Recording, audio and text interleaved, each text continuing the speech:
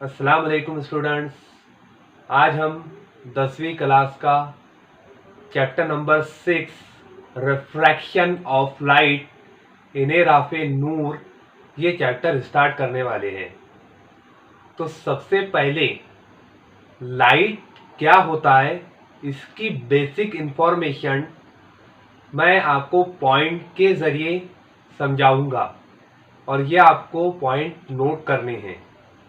तो चलिए स्टार्ट करते हैं। सबसे पहला पॉइंट जो मैंने इंग्लिश में भी और उर्दू में भी लिखा हूं। तो सबसे पहला पॉइंट है light is a electromagnetic radiation waves. नूर बरकी मिकनातीसी तापकारी लहरें होती है। दूसरा पॉइंट की अगर हम बात करें तो दूसरा पॉइंट है light is a kind of energy. नूर एक किस्म की तवानाई होती है। नूर एक किस्म की तवानाई होती है। Third point light is an energy through which we can see everything. नूर एक ऐसी तवानाई होती है जिसके जरिए हम सब कुछ देख सकते हैं। Last point The light wavelength is 400 to 700 nanometre. नूर की वेवलेंथ 400 से 700 नैनोमीटर होती है। ये कुछ नूर से मुताल्लिक पॉइंट्स है। ये इसके बाद आपने अक्सर मुताला किया होगा, नूर आमतौर पर खते मुस्तकीम में सफर करती हैं, स्ट्रेट लाइन में ट्रैवल करती हैं। अगर नूर के रास्ते में कोई गैर शफाफ या नॉन ट्रांसपेरेंट ऑब्जेक्ट आता है तो आने के बाद में उसका अक्स तैयार होता हुआ हमें दिखाई देता है। इसी तरह से आपने गुज़श्ता जमातों में आपने ये चीज का मुताला किया है कि अगर मुंबई नूर और शय का मुकाम source of light and object position या ऑब्जेक्ट प्लेसमेंट को तब्दील किया जाए, उसको चेंज किया जाए, तो चेंज करने की वजह से अक्स में इमेज में तब्दीली होते हुए हमें दिखाई देती है। तो इसको हम आसानी से समझने की कोशिश करते हैं। किस तरह से ये जो पॉइंट है, ये पॉइंट आपकी किताब में दिया गया है और वो पॉइंट हम कवर यहाँ पर कर रहे हैं। Light always travel in a straight line. नूर हमेशा खते मुस्तकीम में सफर करता है।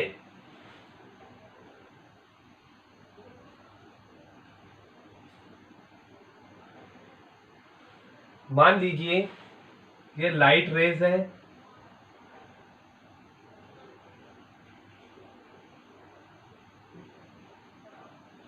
यहां पर ये लाइट रेज है और ये लाइट रेज स्ट्रेट लाइन में ट्रैवल करता है। स्ट्रेट लाइन में आमतौर पर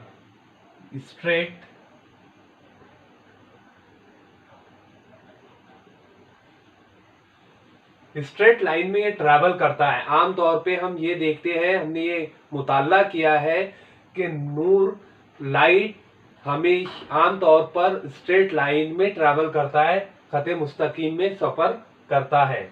अगर नूर के सामने कोई गैर शफाफ यानी नॉन ट्रांसपेरेंट ऑब्जेक्ट कांटेक्ट में आए तो उसका अक्स तैयार होता है, उसकी इमेज तैयार होती है, उसकी इमेज तैयार होती है।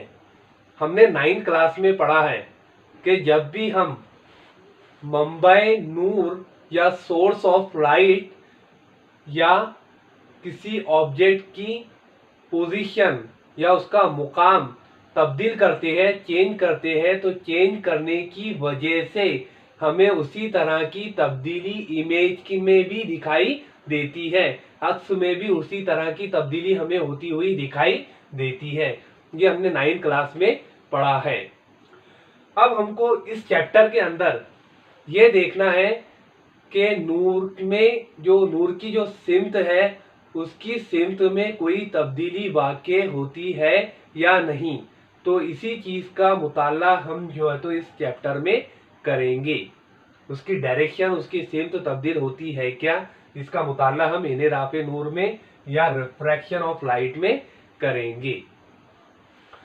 तो ये जो अपना फर्स्ट चैप्टर का जो फर्स्ट इंट्रोडक्शन है वो इंट्रोडक्शन मैंने यहाँ पर आपको समझाया हूँ। तो इस तरह से यहाँ पर ये इंट्रोडक्शन हमारा कंप्लीट होता है। अब हमको देखना है जो हमारा नेक्स्ट पॉइंट है, वो नेक्स्ट पॉइंट है इनेराफ़े नूर। इनेराफ़े नूर या रिफ्रैक्शन ऑफ लाइट क्या होता है। रिफ्रैक्शन ऑफ लाइट हम किसे कहेंगे।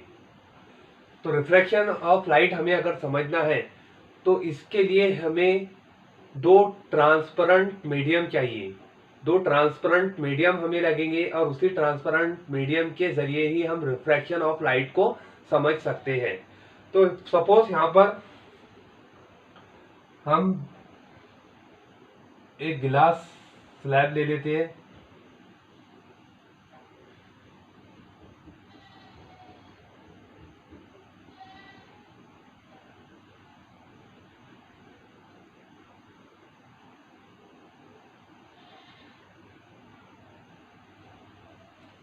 ये गिलास स्लैब है।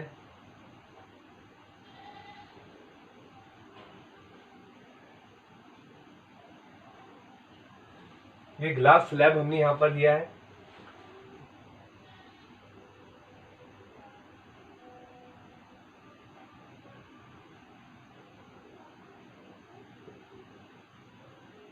ये एक डेंसर मीडियम है। अब हमको रिफ्लेक्शन ऑफ लाइट समझना है। तो रिफ्लेक्शन ऑफ लाइट क्या होता है। जब लाइट एक मीडियम से दूसरे मीडियम में एंटर होती है तो एंटर होने के बाद उस नूर की शुआ में, उस लाइट रेज में कुछ तब्दीली हमें दिखाई देती है और उसी तब्दीली की वजह से नूर की शुआ मुड़ती है, बेंट होती है। इसे हम रिफ्रैक्शन ऑफ लाइट कहते हैं, इसे हम इनेराफ़े नूर कहते हैं। रिफ्रैक्शन ऑफ लाइट हम किसे कहेंगे। ऐसा अमल जिसमें नूर की शुआ एक शफ़ाफ वास्ते से दूसरे शफ़ाफ वास्ते में जब दाखिल होती है तो दाखिल होने के बाद उसमें उसकी सिमत में हमें तब्दीली दिखाई देती है, यानी वो अपने प्लेन से, अपने पॉइंट से थोड़ी बेंट होती है, थोड़ी मुड़ती है। तो इसे हम रिफ्रैक्शन ऑफ लाइट कहते हैं, इसे हम इनेराफ़े नूर कहते हैं। तो हाँ, आइए हम इस डायग्राम की मदद से इनेराफ़े नूर समझते हैं। सबसे पहले तो यहाँ पर एक ग्लास स्लैब है और ये ग्लास स्लैब को हम डेंसर मीडियम यहाँ पर कंसीडर करते हैं क्योंकि ये एयर के मुकाबले डेंस है। यहाँ पर इसको हम डेंसर मीडियम कहेंगे। तो सबसे पहले यहाँ पर एक नूर की शुआ जो इस एयर से, ये एयर है, इस तरह से यहाँ पर ये एयर एक किस्म का मीडियम है और इसे हम कहेंगे रेयर मीडियम। रेयर मीडियम, ये रेयर मीडियम है। इस रेयर मीडियम से नूर की शुआ इस डेंसर मीडियम में जब दाखिल होती है तो यहाँ पर दाखिल होने के बाद उस नूर की शुआ में कुछ ना कुछ तब्दीली हमें दिखाई देती है, यानी वो बेंट होती है, यानी वो अंदर की तरफ मुड़ती है और इसे ही हम रिफ्रैक्शन ऑफ लाइट कहते हैं। तो यहाँ पर हम सबसे पहले इसको समझने के लिए एक नॉर्मल पॉइंट यहाँ पर निकालते हैं। एक नॉर्मल पॉइंट हम निकालेंगे। इस तरह से हम यहाँ पर एक नॉर्मल पॉइंट निकाल लिए, इसको हम नॉर्मल पॉइंट है तो इसको एन हम यहाँ पर लिख देते हैं। अब यहाँ पर ये नूर की शुआ, ये लाइट है, ये लाइट इस एयर मीडियम से इस ग्लास स्लैब में जब दाखिल होती है, यानी रेयर मीडियम से डेंसर मीडियम में जब दाखिल होती है, तो दाखिल होने के बाद इस नूर की शुआ में हमें तब्दीली होती हुई दिखाई देती है, यानी ये इस तरह से बेंट होती है।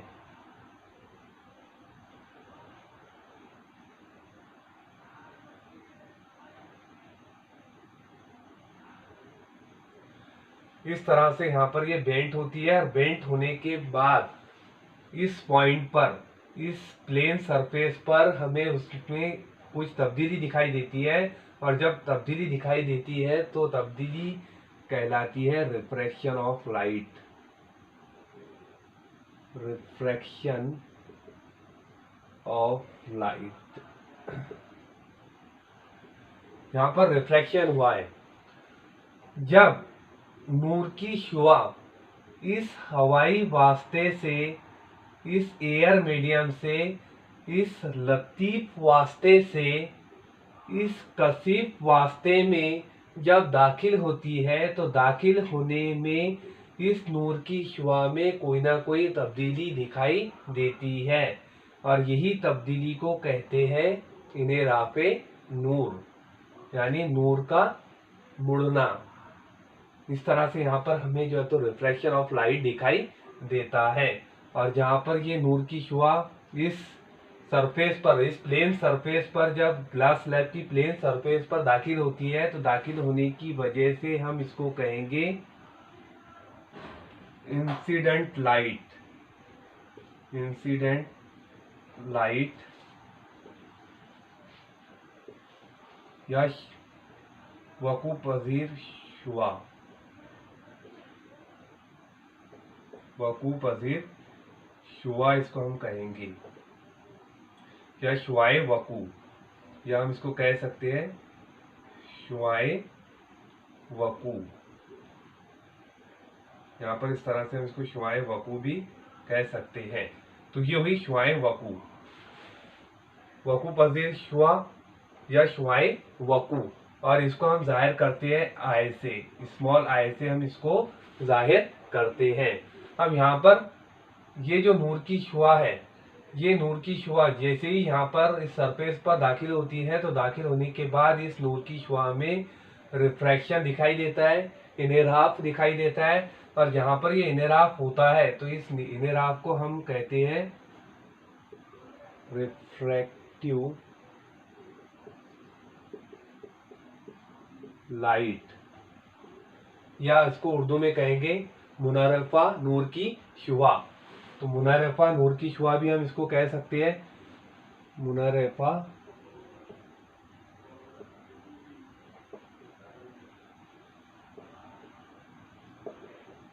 या मुनारफा शुआ।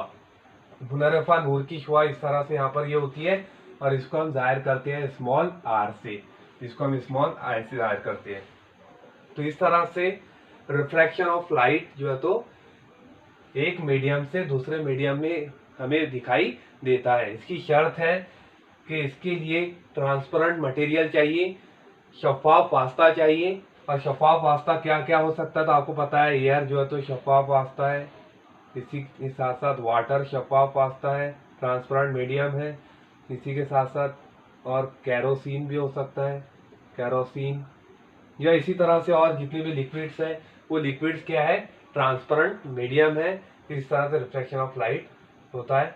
और एक बात और यहाँ पर बता देता हूँ मैं आपको कि ये जो एंगल यहाँ पर तैयार हो रहा है, ये जो एंगल तैयार हो रहा है ना, इसे हम कहेंगे जाविया वकू, उर्दू में कहेंगे जाविया वकू, और इंग्लिश में हम इसे कहेंगे angle of incident light, angle of incident light. और यहाँ पर ये जो बन रहा है इसको हम कहते हैं यहाँ पर ये जाविया बन रहा है, सपोज ये जाविये को हम कहते हैं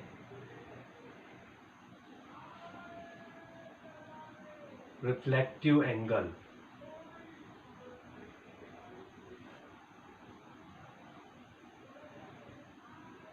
रिफ्लेक्टिव एंगल या जाविया मुनारफा, जाविया मुनारफा भी हम इसको कह सकते हैं। तो इस तरह से यहाँ पर ये रिफ्लेक्टिव लाइट हमारा कंप्लीट होता है। इसके बाद हम देखेंगे जो एक्टिविटीज आपके किताब में दी गई है, वो एक्टिविटीज 3 एक्टिविटीज है। वो 3 एक्टिविटीज के बारे में हम जानेंगे। वो 3 एक्टिविटीज जो है तो किससे रिलेटेड है, रिफ्रैक्टिव लाइट से रिलेटेड है, इनेराफे नूर से रिलेटेड है। वो तीनों एक्टिविटी हम करके देखेंगे। आप भी उसको घर पे दोहरा सकते हैं, उसको आप लाइव कर सकते हैं, उसका तजुर्बा आप कर सकते हैं घर पर आसानी से। तो उसको हम यहाँ पर देखेंगे। पहली एक्टिविटी करेंगे, दूसरी एक्टिविटी हुआ तो तीसरी एक्टिविटी। अब यहाँ पर जो पहला अमल है, पहला जो प्रोसेस है, वो पहला प्रोसेस हम यहाँ पर देखेंगे। तो सबसे पहले आपको क्या करना है कि एक कांच का गिलास लेना है, एक पेंसिल लेना है और कांच के गिलास में आपको पानी फिल करना है। पानी फिल करने के बाद में आपको जो तो पेंसिल का मुशाहिदा करना है। चलिए तो हम वो करके देखते हैं स्टेप बाय स्टेप। सबसे पहले आपको एक कांच का गिलास लेना है। सबसे पहले आप कांच का गिलास लेंगे और उस कांच के गिलास में आपको पानी फिल करना है। लेकिन उससे पहले मैं आपको एक चीज बताना चाहता हूँ। यहाँ पर अगर आप इसका ऑब्जर्वेशन करेंगे तो आपको जो है तो इस कांच के गिलास से एक एरो दिखाई दे रहा होगा, और वो जो एरो है, वो एरो मेरे राइट साइड में जो है तो उसका यहाँ पर एरो का जो सिरा है वो आपको राइट साइड में दिखाई दे रहा होगा। अब यहाँ पर ये राइट साइड में है, तो राइट साइड में अभी आपको यहाँ पर एक गिलास में से दिखाई दे रहा है। अब हम इसमें पानी फिल करते हैं और पानी फिल करने के बाद देखते हैं कि वो एरो हमें किस साइड में दिखाई देता। अब यहाँ पर गिलास में हमने पानी फिल कर लिया है। सबसे पहले तो हमने कांच का गिलास लिया है। पहली एक्टिविटी को करने के लिए हमको कांच का गिलास लेना है। कांच का गिलास लेने के बाद पानी गिलास में फिल कर देना है, और फिल करने के बाद में जो है तो पेंसिल का मुशाहिदा करना है। लेकिन पेंसिल से पहले हम जो होते यहाँ पर मुशाहिदा कर रहे हैं, एक एरो हमारे को यहाँ पर बोर्ड पर दिखाई दे रहा होगा। इस एरो को हमें इस पानी से फिल गिलास से देखना है, और देखने के बाद हमें देखना है कि इसमें क्या तब्दीली हमें दिखाई दी है। तो अगर आपको यहाँ पर दिखाई दे रहा होगा, यहाँ पर एक तब्दीली हमें दिखाई देती है कि वो जो एरो, जब पानी इसमें फिल नहीं था तो वो एरो हमें जो है तो राइट साइड में दिखाई दे रहा था। मेरे राइट साइड में वो एरो जो है तो उसका सिरा दिखाई दे रहा था। अब वो जो उसकी साइड है, यहाँ पर जैसे ही पानी फिल हुआ तो पानी फिल होने की वजह से वही जो एरो हमें राइट साइड में दिखाई दे रहा था, अब वो एरो पानी फिल करने के बाद में मुझे लेफ्ट साइड में दिखाई दे रहा है। तो ये जो लेफ्ट साइड में क्यों दिखाई दिया, राइट से लेफ्ट साइड में पानी भरने के बाद में क्यों दिखाई दिया, वो इसलिए दिखाई दिया कि यहाँ पर जो है तो नूर की शुआओं का इनराफ हुआ, और नूर की शुआओं का इनराफ होने की वजह से वो राइट साइड से लेफ्ट साइड में मुझे दिखाई दे रहा है।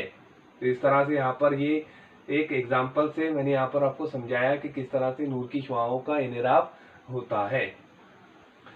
अब जो आपकी किताब में एक्टिविटी दी गई है, उस एक्टिविटी को हम करके देख। तो यहाँ पर एक गिलास आपको लेना है, उसमें पानी फिल करना है, और पानी फिल करने के बाद में इस पेंसिल को आपको इसमें डुबाना है। तो डुबाने के बाद में आपको क्या दिखाई देता है वो देखना है। तो यहाँ पर आपको, अगर आप इसका मुशाहिदा करेंगे तो इस गिलास में नीचे जहाँ पर पानी फिल किया हुआ है उसके अंदर आपको पेंसिल थोड़ी मोटी दिखाई दे रही होंगी, है ना। तो यहाँ पर ये पेंसिल मोटी क्यों दिखाई दे रही है, क्योंकि यहाँ पर नूर की शुआओं का इनराफ हो रहा है, और इनराफ होने की वजह से, नूर की शुआओं का इनराफ होने की वजह से ही हमें यहाँ पर ये तब्दीली होती हुई दिखाई दे रही है। एक्चुअल में क्या हो रहा है कि नूर की शुआ यहाँ पर बेंट हो रही है, और बेंट होने की वजह से रिफ्लेक्शन हुआ, और रिफ्लेक्शन की वजह से हमें यहाँ पर ये मोटी पेंसिल दिखाई दे रही है। अब हम इस पेंसिल को तिरछा करते हैं। तो देखिए, तिरछा करने के बाद में अब ये पेंसिल आपको ब्रेक हुई भी या टूटी हुई दिखाई दे रही होंगी। अब ये क्यों हुआ, इसको हम आगे देखेंगे। ये हुई पहली एक्टिविटी, पहला जो अमल आपकी किताब में दिया गया है वो अमल हमने यहाँ पर करके देखा है। अब दूसरा प्रोसेस भी आपकी किताब में दिया गया है, वो दूसरा प्रोसेस भी हम यहाँ पर देखेंगे।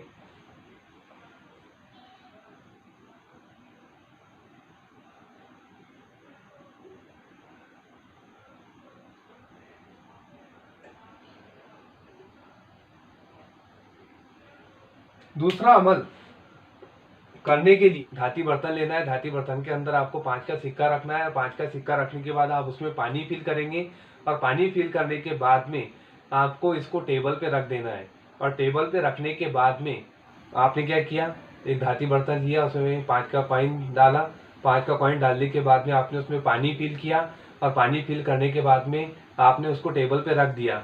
और टेबल में रखने के बाद में आपके दोस्त को आपको बोलना है कि आप इसको देखते हुए, कॉइन को देखते हुए पीछे की तरफ जाए और पीछे की तरफ जब तक जाए जब तक आपको कॉइन दिखाई ना दे। तो वैसे ही करेगा और पीछे जाएगा और उसको कॉइन जब तक नहीं दिखाई देगा उस पोजीशन पे जाकर वो खड़ा हो जाएगा। उसके बाद आपको एक और काम करना है, फिर थोड़ा पानी और इसके अंदर फिल करना है। और पानी फिल करने के बाद में वो कॉइन जो उसको पहले नज़र नहीं आ रहा था वो कॉइन उसको नज़र वहाँ पर आएगा। फिर आपको क्या करना है कि उसको और बगैर इस धाती बर्तन को हिलाए उसको अपने दोस्त को बोलना है कि और थोड़ा पीछे जाए और तब तक पीछे जाए कि जब तक आपको वो कॉइन दिखाई ना दे। फिर उसके बाद आपको थोड़ा और पानी फिल करना है और पानी फिल करने के बाद में फिर जो है तो वो कॉइन उस दोस्त को आपको दिखाई देगा। और फिर दिखाई देने के बाद में आपको थोड़ा सा और उसको पीछे भेजना है, तब तक पीछे भेजना है जब तक उसको कॉइन दिखाई ना दे। इस तरह से यहाँ पर और पानी फिल करेंगे तो पानी फिल करने के बाद में आपको वो कॉइन नज़र आता है। तो इस एक्टिविटी से हम क्या समझे कि जैसे ही पानी फिल करते हैं तो पानी फिल करने के बाद में नूर की शुआओं का इनराफ होता है। नूर की शुआओं का इनराफ होने की वजह से फिर से वो कॉइन जो है तो नज़र आने लगता है। ये दोनों एक्टिविटी से हम यहाँ पर ये समझे हैं कि जब नूर की शुआ कसीर वास्ते से लतीफ़ वास्ते की तरफ दाखिल होती है तो दाखिल होने की वजह से नूर की शुआओं में इनराफ होता हुआ हमें दिखाई देता है। और उसी इनराफ की वजह से ही हमें जो है तो पेंसिल मोटी दिखाई देती है, पेंसिल टूटी हुई दिखाई देती है। इसी तरह से पानी का जो सिक्का हमारी आंखों से ओझल हो चुका था वो फिर से हमें दिखाई देता है। तो ये तमाम जो चीज़ें हैं, ये तमाम चीज़ें जो होती है तो ये नूर की शुआओं के इनराफ की वजह से ही होती है। नूर की शुआ की जो सिमत है वो तब्दील होती है और तब्दील होने की वजह से ही हमें ये सारी चीज़ें फिर से दिखाई देती है। तो ये हुआ इनराफ़े नूर, जो 2 एक्टिविटी आपकी किताब में दी गई थी। तीसरी एक्टिविटी जो है तो हम नेक्स्ट वीडियो में देखेंगे। तो इस तरह से यहाँ पर हमने देखा कि नूर की शुआ में इनराफ किस तरह से होता है। नूर का इंट्रोडक्शन जो है तो यहाँ पर हम देख चुके हैं। इनराफ़े नूर का इंट्रोडक्शन यहाँ पर कंप्लीट होता है। 2 एक्टिविटी हम यहाँ पर देख चुके हैं, तीसरी एक्टिविटी हम नेक्स्ट वीडियो में देखेंगे।